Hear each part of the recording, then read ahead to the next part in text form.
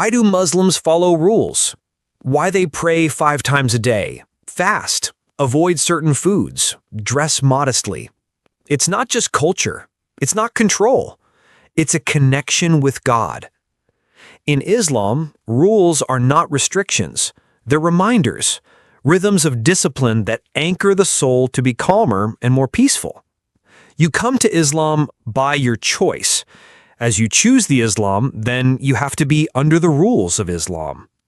We're all surrounded by noise, craving control, looking for peace. What if prayer was a pause, a return to your center? What if fasting wasn't about hunger, but about freedom from your cravings?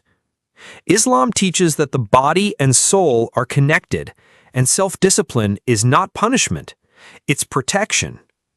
Rules aren't the goal. Transformation to the better is the goal.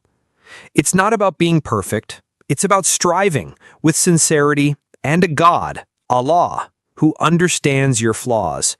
That's not oppression. That's growth.